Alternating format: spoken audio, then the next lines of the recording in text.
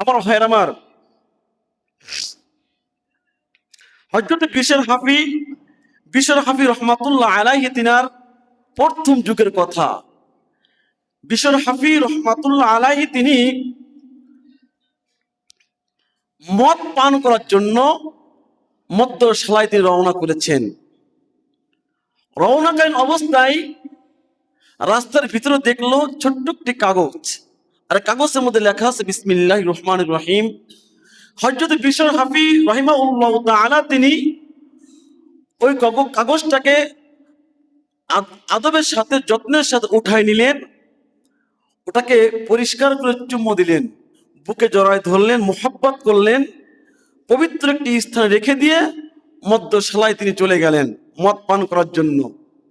আমার ভাইয়ের আমার, মদ পান করেছে। মদ পান করতে করতে করতে করতে এমন নেশা হয়ে গিয়েছে যে এক পর্যায়ে মদ পান করে নেশা অবস্থায় ঘুমিয়ে পড়েছে।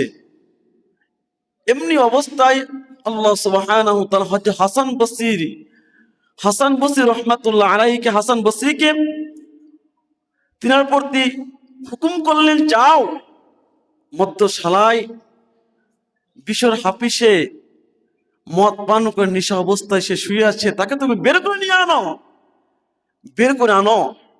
হাসান বসরি রহমাতুল্লাহ আলাইহি তিনি তখন মধ্যশালার মধ্যে প্রবেশ করলেন। সমস্ত মানুষগুলো তাজ্জুব হয়ে গিয়েছে যে আপনি এখান থেকে বের হয়ে যান, তাহলে না হয়তো মানুষ ধারণা করে নিবে আপনিও কি মদ পান করার জন্য আসছেন। হাসান বসরি রহমাতুল্লাহ আলাইহি তিনি বললেন যে আমি তো নিজে আসি নাই যে আমি নিজে চলে যাব এখান থেকে, আমাকে আমার মালিক পাঠিয়ে দিয়েছে এখানে। কেন আসছেন? আমি হযরতে বিশর হাফিকে নেওয়ার জন্য এসেছি। সে কোথায়? সে নেশাগ্রস্ত অবস্থায় শুয়ে আছে। তখন তাকে হাসান বসরিকে দেখিয়ে দেওয়া হলো।